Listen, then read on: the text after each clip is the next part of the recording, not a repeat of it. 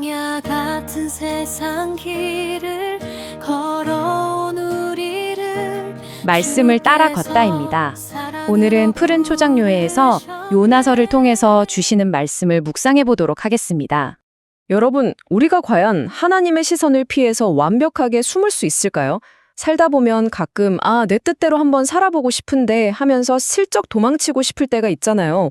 오늘은요, 바로 이 인간의 뻔뻔한 반역과 그럼에도 불구하고 끝까지 쫓아오시는 하나님의 그 맹렬한 추적이 어떻게 정면으로 충돌하는지 아주 깊숙하게 한번 들어가 보겠습니다. 첫 번째로 살펴볼 내용은 부르심과 요나의 도피입니다.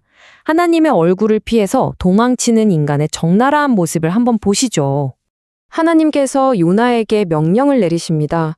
적국 아수르의 수도, 그 악명 높은 니느웨로 가서 외치라고 하셨어요. 아니, 왜 하필 그 원수 같은 나라에 가라고 하셨을까요? 그 이유가 진짜 놀랍습니다. 무려 12만 명. 당시 니느웨 성에는 좌우를 분별하지 못하는, 그러니까 정말 아무것도 모르는 어린아이들만 무려 12만 명이나 살고 있었거든요. 하나님 눈에는 이 악한 도시마저도 긍휼히 여겨야 할 생명들로 꽉 차 있었던 거죠. 이스라엘이라는 그 민족적 한계를 완전히 깨부수는 엄청난 은혜의 부르심이었습니다. 그런데 우리의 요나, 어떻게 했을까요? 하나님의 뜻은 정확히 동쪽, 니느웨를 가리키고 있었는데 요나는 완전히 정반대인 서쪽, 다시스로 가는 배에 훌쩍 타버립니다. 요나서 1장 3절을 보면 아예 여호와의 얼굴을 피하여 도망하였다라고 대놓고 기록하고 있어요. 내 뜻이 곧 하나님의 뜻일 거야. 이렇게 합리화하면서 그냥 멀리 장소만 옮기면 창조주의 시선을 피할 수 있다고 믿었던 거죠. 참 우리 인간의 어리석은 착각을 정말 선명하게 보여주는 장면입니다. 자, 두 번째 파트입니다. 폭풍. 하나님의 주권적 간섭. 도망치는 요나의 앞길을 콱 막아서시는 하나님의 개입을 보겠습니다. 요나는 배 딱 타고 이제 살았다. 다 순조롭네. 했을 겁니다. 하지만 어림없죠. 하나님은 바다 위에 엄청난 폭풍을 확 던져버리십니다. 이 거대한 주권적인 자연의 힘 앞에서 배 안은 말 그대로 패닉, 완전 아수라장이 됩니다. 평생 바다에서 뼈가 굵은 전문가들도 속수무책이었어요. 첫째로 너무 무서우니까 각자 믿는 헛된 신들에게 막 부르짖습니다.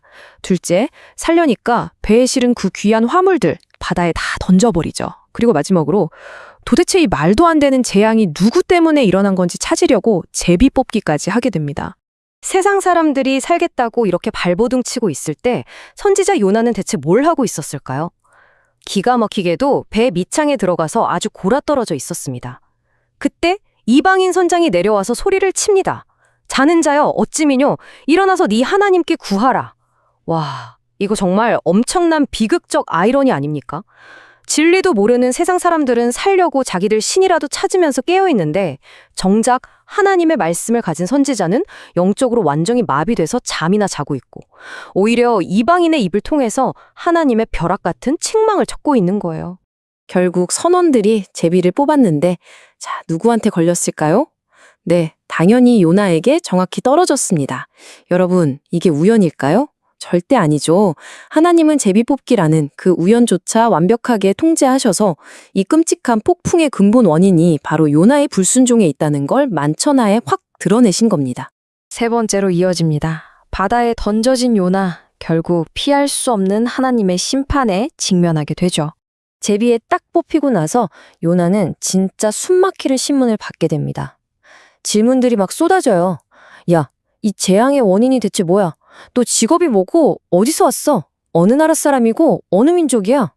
밖에서 미친 듯이 몰아치는 폭풍우처럼 질문들이 요나를 향해 정신없이 몰아칩니다.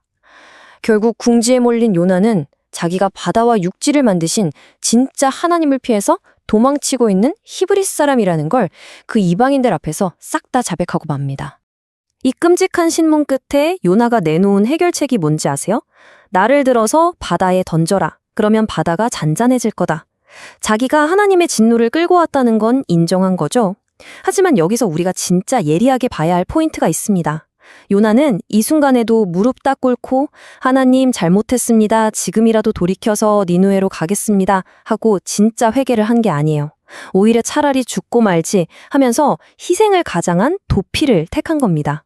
끝까지 하나님 뜻에 온전히 순종하기보다는 그냥 체념해버리는 아주 고집스러운 모습을 보여주는 거죠. 여기서 참 기가 막힌 대조가 나옵니다. 요나는 자기를 바다에 던지라고 포기해버렸는데 정작 이방 선원들은 무죄한 사람 피를 안 흘리겠다고 기를 쓰고 노를 저어서 어떻게든 육지로 가려고 합니다. 하지만 어림없죠. 바다는 더 미친 듯이 날뜁니다. 인간의 힘으로는 절대 감당이 안 되는 거예요.